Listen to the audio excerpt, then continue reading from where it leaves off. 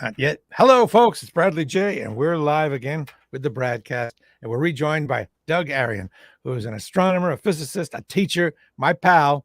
And interestingly, he worked for the Department of Defense a long time ago. And well, he'll explain what he did, but it's kind of relevant now because of this talk of potential use of tactical nuclear weapons by at least one side in the Ukrainian conflict. Doug, thanks for being with us.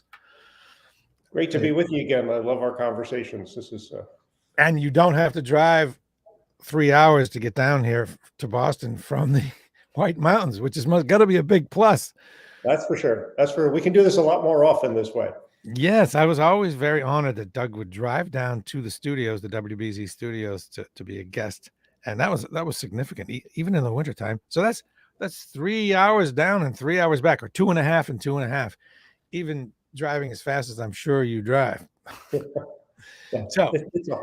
So what is it you did back in the day for the Department of Defense? And well, of course, folks will, as soon as you tell them, understand why it's relevant.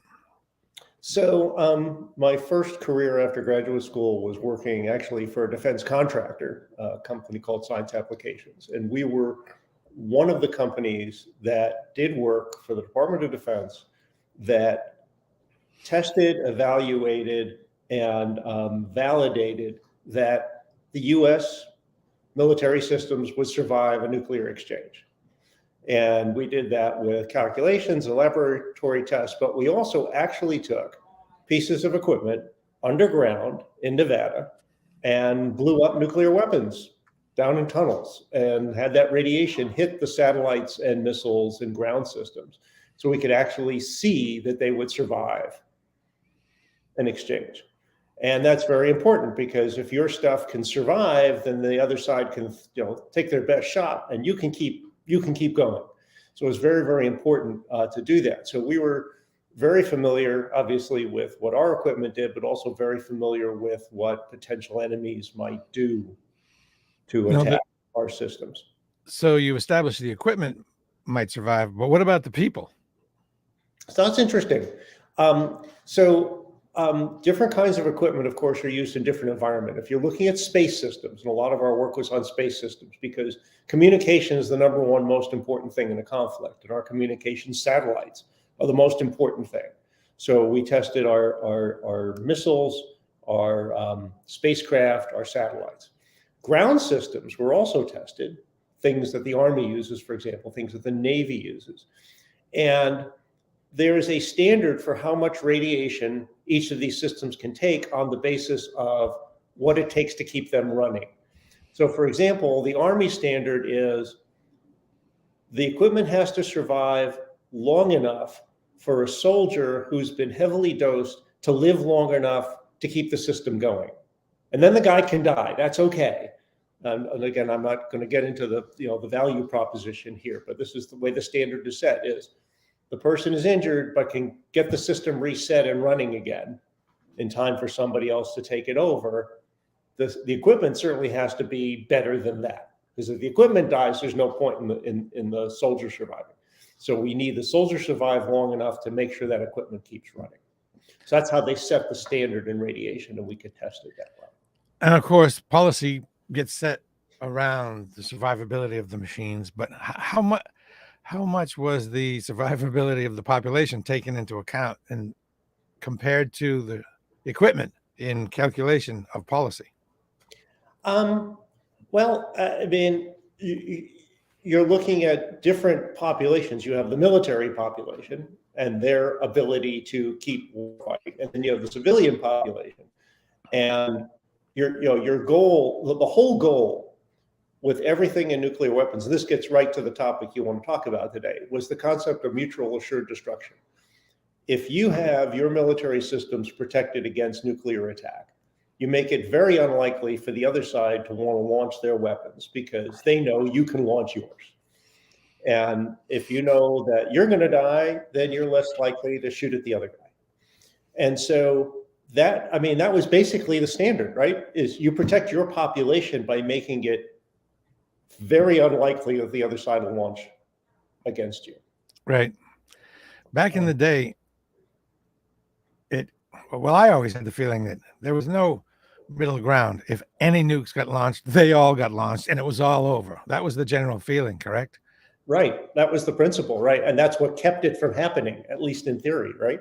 Yeah. And also, nuclear weapons are, and that's because of that, nuclear weapons are only valuable if you don't use them. It's kind of like a hostage. You don't shoot the hostage. If you do, the hostage is no good to you anymore. Exactly. Exactly. So that's a good analogy. That's a very good analogy. But since then, tactical nuclear weapons have been developed and not used as far as I know, but that changes the dynamic. How does it change the dynamic? Instead of everything going up, shoot all your guns at once, son, it might ramp up from a smaller nuclear device to Exactly. to something larger, but at least it wouldn't be that quick. There might be a couple of days in between, but I guess, but since you worked in this field, you must think about that even more than I do. What are your thoughts on that and how it relates to Ukraine? So exactly. So there's sort of this differentiation between strategic weapons and tactical weapons. Strategic weapons are viewed as the things that are big bombs that you set off of large targets. So they're the ones on missiles, they're the ones on airplanes, the ones on our rockets that are on submarines, for example.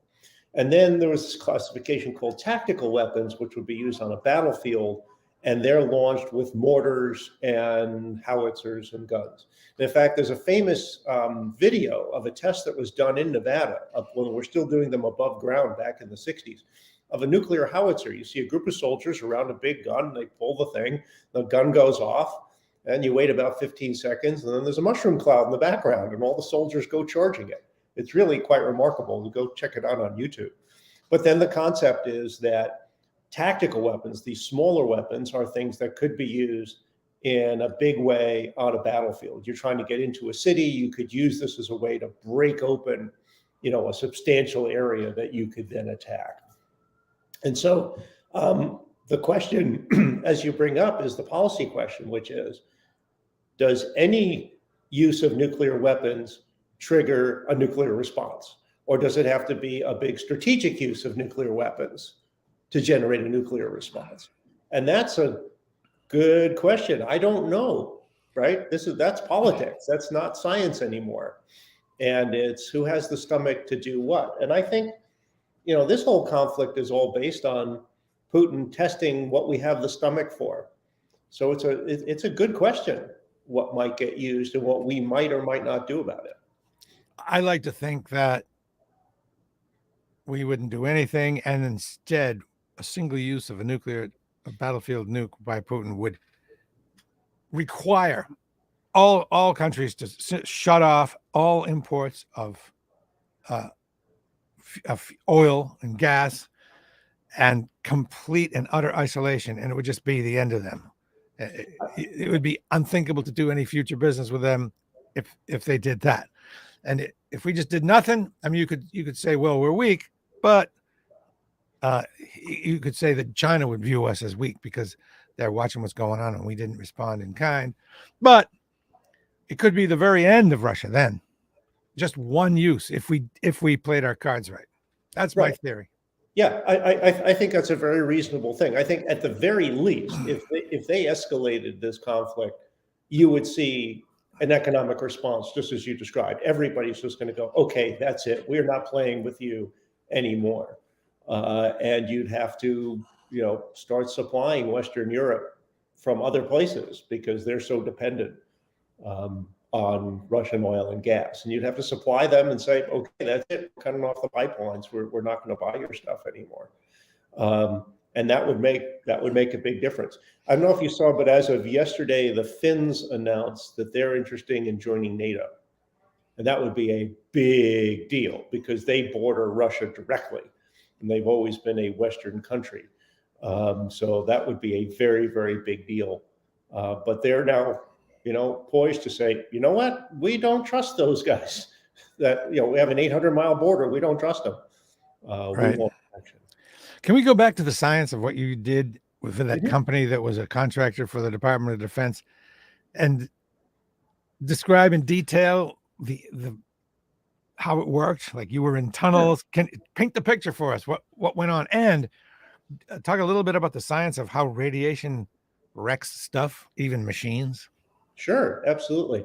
So most of the systems we tested were systems that were going to be used in space, and that is either satellites or it's our own nuclear weapon systems, our own rockets and nuclear weapons.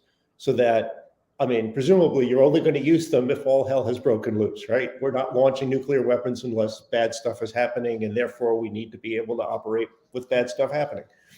And so in space, of course, there's no air. So about 2 miles underground in a mountain range called Rainier Mesa in central Nevada, it's about a 2-hour drive out of Las Vegas, tunnels would be dug. And in that tunnel, a big pipe would be put in, and the pipe would be 750 to 1,000 feet long, and basically the size of a room. These are enormous things. And at one end, a bomb would be installed, an actual nuclear weapon. And at the other end, we would put pieces of equipment, whatever we were testing. And there were all sorts of doors and special pieces of equipment that were put in there to control anything that comes out of the bomb that isn't the X-rays and gamma rays and neutrons, which is what you have coming out of the bomb. Our equipment, like a satellite, would be sitting there and it would have a cable connected to it. So the satellite is running, it's powered up, it's communicating, it's navigating. As far as it's concerned, it's flying. And that cable is connected several thousand feet away to a bunch of data recorders, oscilloscopes, and computers that are recording everything that the satellite's doing. Bomb goes off, out comes the radiation, and here are the things that happen. One is when radiation hits electronics, it displaces the atoms in the electronics. So those little chips that are in your phone, for example, the same kind of chips that are in all electronics, when radiation hits it, it actually moves some of the stuff in there. It's called transient radiation effects on electronics, or TREE. Well, we can build those chips in such a way that the chip will continue to operate correctly even when it gets hit by that stuff. Or on the top of the chip is a little piece of metal put in there to help absorb the radiation to keep it from happening. So all of those things have been implemented on the satellite or on the electronics on the missile. And in principle, if everything was done right, bomb goes off, radiation hits the satellite, all the electronics take a step back, they just stop for a second, turn themselves back on, satellite keeps running. Good. And the missile system, it goes on, it's going, things can happen, keeps going. So I did the testing, for example, on the memory chip that is the whole computer memory for the MX missile, which was our primary launch system for launching our weapons against the other. That's a chip about, yay big, typical chip. But while that chip might hold 100 meg of memory for you, it only held 10K of memory for the missile, because that's all the missile needed. But you can do all sorts of things to it, and it will not forget where it is and what it's doing, which is a good thing, because you really don't want that missile to land someplace you don't want it to land. Right. And as you mentioned, the more the enemy believes that our equipment will survive, the less likely they are to use their weapons. Exactly. So do we keep it secret, or do we tell them, hey, our stuff's going to work even after you give us our best shot? So the other side certainly knows or knew that we were designing stuff to be survivable. We highly classified how much radiation it would take to kill something. So I know, how big a bomb it would take to actually damage each of our systems. That's something I know that I can't talk about.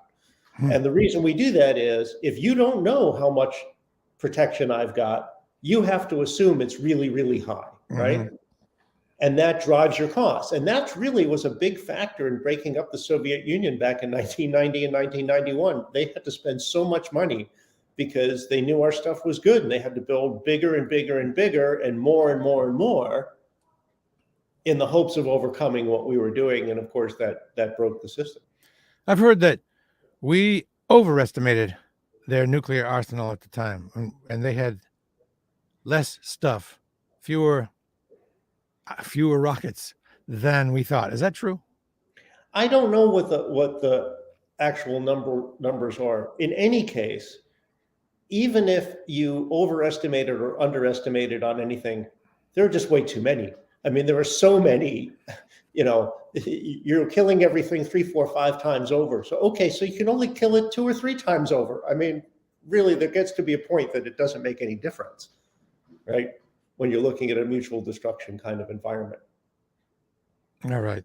Do you have any idea why, or maybe to what degree, fear of instant annihilation kind of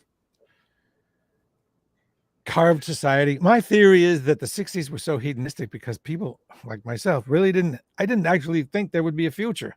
I was so affected by the Cold War that I didn't ever think that I would get to be this old. I'd never, white picket fence, have a house wasn't a thing for me. I was probably going to die in a fireball because I remember sitting watching the TV. I was a teeny kid, but my father and my family were watching the Cuban Missile Crisis. I remember there was a point where he put on his shoes because he thought he was going to have to run out of the house. What good would that have done? I don't know. But he was also the guy designated with the Geiger counter for whatever good that. So after we came out of our shelter, he'd have to peek up and check the radiation every once in a while. So we had the yellow Geiger counter in our house, Wow. which was a reminder of the whole thing. And this is back when people didn't care about sonic booms, or they didn't do anything to mitigate them.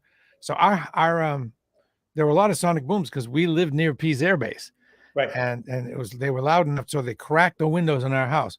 But during the crunch time, when we would hear a sonic boom, we would go out on the porch and look to see if there was a mushroom cloud in the distance, to see if that was how real it was back then. So, and I don't know about you, but I've had dreams about missiles coming in a big fiery ball, and we never had to do the duck and cover, but in my dream I'm in a school and here it comes, and I actually saw the flash in my dream. So it did have an effect. You were involved with working on these things. Did you ever have dreams about it?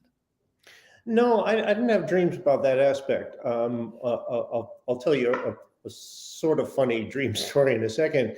But when I grew up, I'm just a couple of years younger than you are. We're the same generation. We lived through the same kinds of things. So I wasn't quite old enough to remember the Cuban Missile Crisis specifically. But certainly the 1968 invasion of Hungary was a very big, 56 was Hungary, 68 was Czechoslovakia, right? The Russians marching in. So, I mean, these things were real, right? In Europe, you were actually watching Russia doing things. And when I was in school, we did have the shelter drill. So you had fire drills, how to leave the building if there was a fire. And then we had drills of what would happen if the city came under attack. I grew up in New York, which would certainly have been a strategic target. And we, like you had to go through certain drills to protect yourself in the case of a bomb going off. And I'm not sure that what we did would have made any difference, but that was what we did to do it. The big dream thing, though, everybody who works underground has this dream at some point in their lives. You have this nightmare, and then it's sort of like a virus. Once you have it, you're protected. But I described this huge pipe that we would have underground, and you suck all the air out of it to do the test.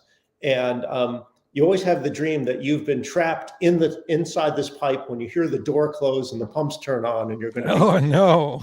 and you wake up in a pool of sweat, and you're like, "Oh my God, that was like the worst nightmare ever." Because you're working 2 miles underground in this area. I mean, it's to your subconscious, it's a pretty scary thing. To your conscious, it's like, "Oh, I'm just doing a job." But to your subconscious, it's a pretty scary environment to be working. Can you paint a picture of the actual test? Like, where were you? Were you in a room nearby? What did the bomb itself look like? How big was it? It must have been a little one if it was just in a pipe. Well, the pipe is very big, but remember that in all nuclear weapons, the bomb itself isn't very big. It's about that big. The explosive part. That's all it takes. During the test, we're 40 miles away. at a control point. It's called CP1 and CP20. You're actually 40 miles away from where it's happening. And the shock goes off, the data is collected, it immediately goes out on a fiber optic and on a microwave link. So you have the data right away. All the data is out before the earthquake shows up. Because when the bomb goes off, the radiation comes out, and then a tenth of a second later, you get a Richter 5 earthquake. So, you got to get all that data comes out in a few tenths of a second, so we can collect it all before the earthquake hits.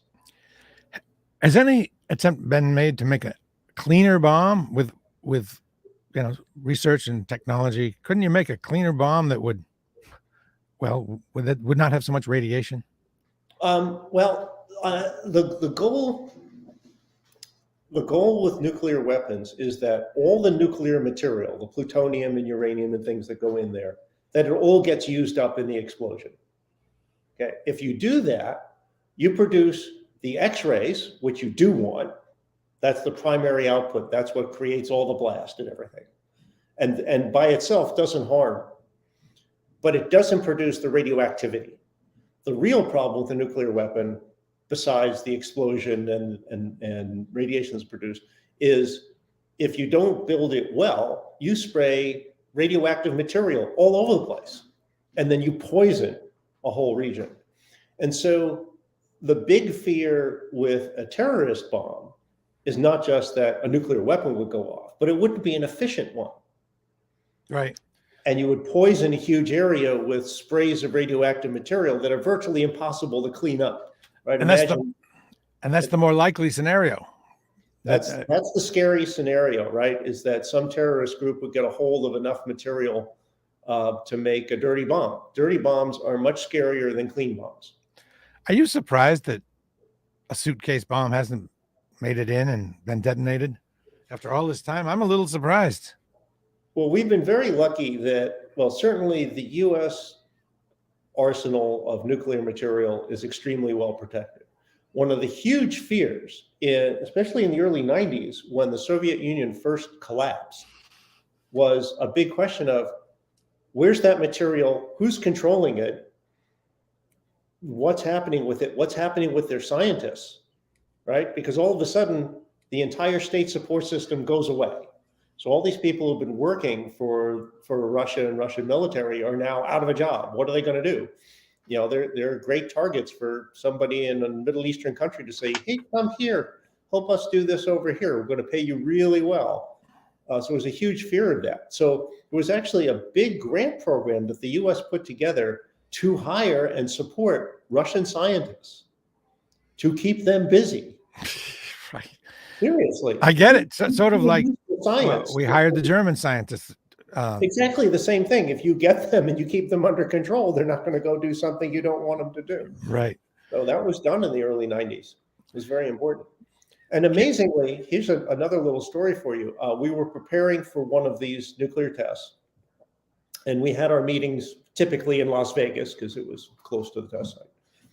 And, you get up in the morning and you turn the TV on while you shave and you shower and you get ready to go to the meetings. I turn on the TV and the news is on, and it was the morning of the coup in Russia. Right. Tank, Red Square. Right. And we're going to the meeting like, holy cow, all this stuff we've been working on damn well better work, because we don't know what's happening in Europe right now. It was total turmoil. That was a very interesting morning. Now, back to Ukraine and the possible use of tactical nuclear weapons. Is there a way to detect them? Well, let me back up. How would they be delivered? Is it a regular old howitzer, or does it have to be a special howitzer? It's not a regular shell, but maybe externally it would fire out of the same bore in the same manner.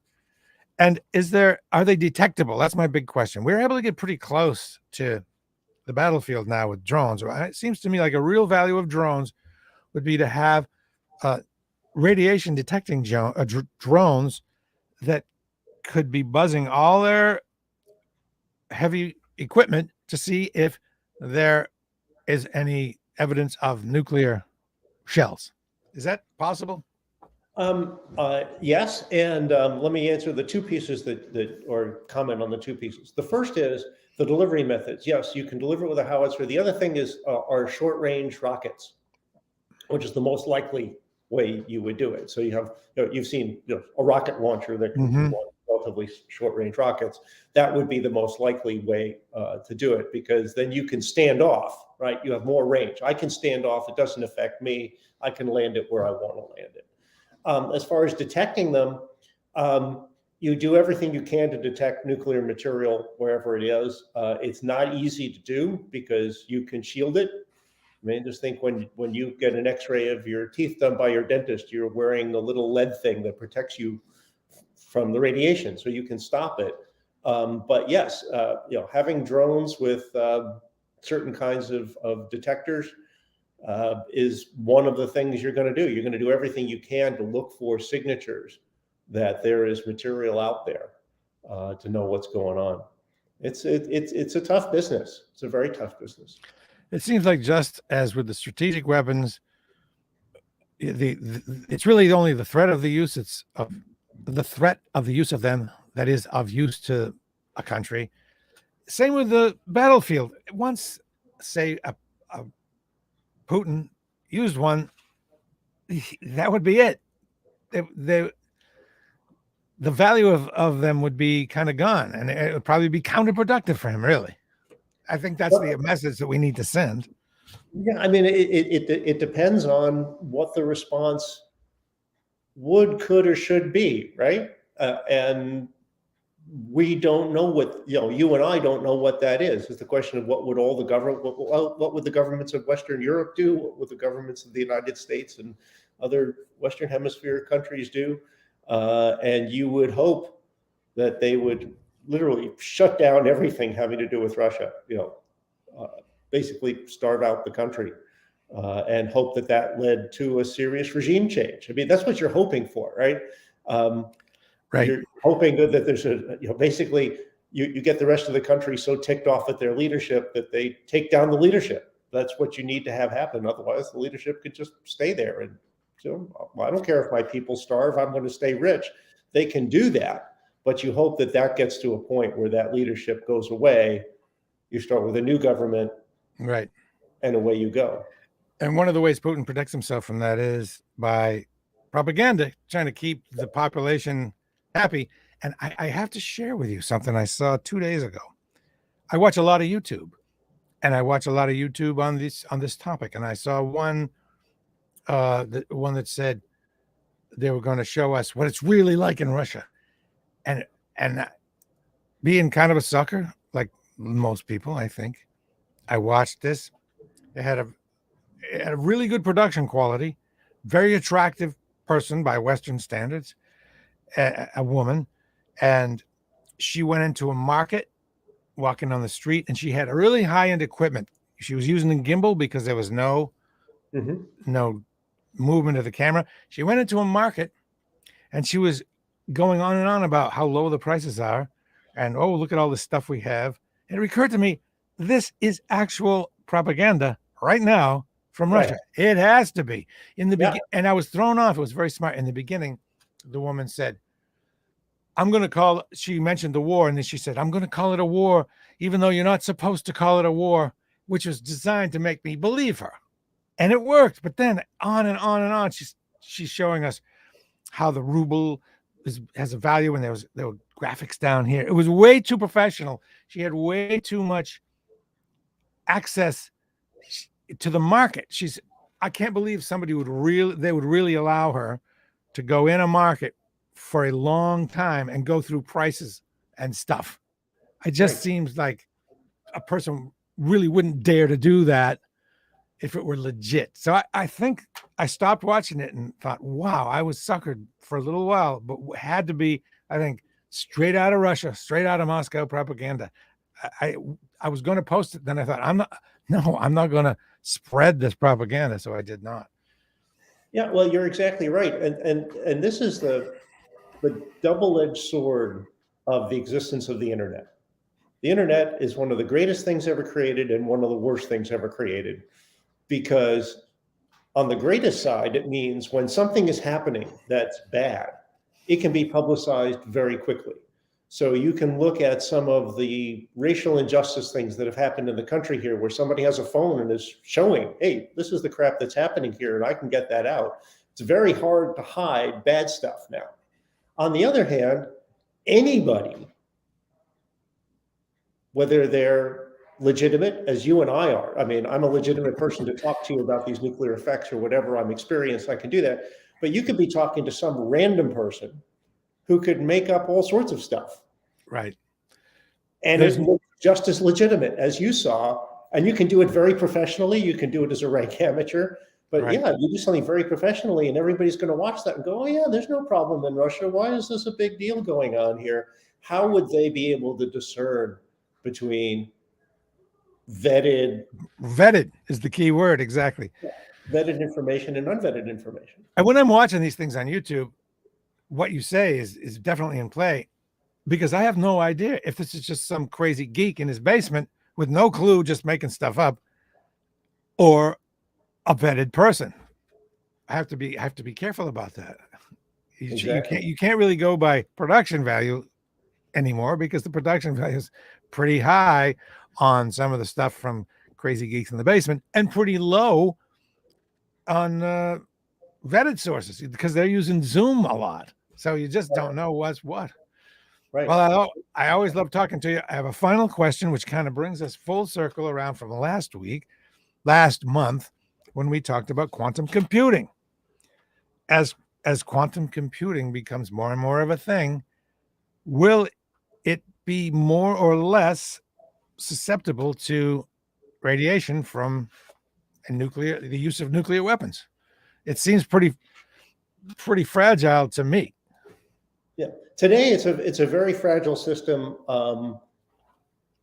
If you ever, I don't know that quantum computing technology will be the right technology to use in military systems where you would, need to be radiation hardened. So, for example, when I talked to you before about the MX missile hardware, it does not use the kind of technology in your phone or your computer today. It uses what's considered a very, very old technology. It actually has individual little cores. What used to go into computers a long time ago, and of course miniaturized and done in a much better way today. But that's because the old technologies are less susceptible than the new technologies, right? The newer the technology, the more susceptible. That's why your computer can hiccup all the time, because they're more susceptible. So I don't think quantum computing, certainly in our lifetime, is going to become the dominant computing method where it would then be susceptible to all these things. You're still going to see solid state, electrical and optical computing dominating in places where you need the durability, because that's what it's going to be good at. Excellent. Well, thank you very much. I mentioned that Doug is a teacher, and he's an astronomer and a physicist, and he kind of combines them all using the telescopes he built with cameras he bought on them, and does many presentations. Do you have any presentations coming up, and what are they on? Well, actually, I'm doing a program tomorrow right here at the Mount Washington Hotel for a whole group of people to introduce them to star patterns and constellations and our whole cultural connection with the sky. They've asked me to do a big program, so I'm doing one for them tomorrow afternoon, and then having telescopes set up tomorrow evening to actually get them out under the sky. And it looks like we're going to have a beautiful, clear night, which will be terrific. So we have lots of those programs coming up. Then later this spring, I train all of the folks who work through the Appalachian Mountain Club facilities up at the huts, all the lodges, all the way from New Jersey to Maine, all their facilities, so that they can bring this content to people who visit as well. So how do they do that? Because I go up to the Lonesome Lake a lot. How will what you teach them? How will I be able to experience it through them? So if you go up to Lonesome and you're staying overnight, or you're there for a late afternoon, the telescope should be sitting out on a counter, or you can just ask one of the crew, hey, I'd like to take the telescope out, or would you take it out for me? And they'll be able to take it out, set it up. It's a little tabletop telescope, but it's really terrific. And, at Lonesome, you have go out to that little field that's over there a little to the north of the, where the dining area is. And you have a beautiful sky to look at out there. And it's there. There are sky guides. I make up a guide for each telescope each year of what to look at. So you just take that out, shows you what to point at, what to look at, and what it's all about. So it'd be a very cool thing to do at any of those facilities. Darkness is really important when using a telescope. And I would guess that Lonesome Lake would be pretty dark because it's blocked off. It's kind of in a bowl. Is that true? Is it pretty good as far as darkness goes, that spot? Well, all the places up here in the Whites are pretty good. No place is as dark as certainly was when you and I were kids, because the towns have grown up so much and there's so much more artificial lighting that goes into all of these towns. But still, the sky up here is pretty good.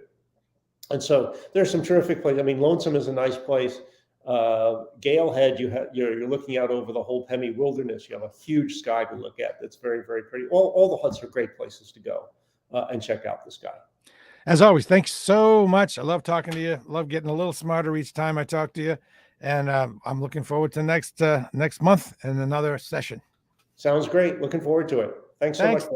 Thank you, Doug. Bye all.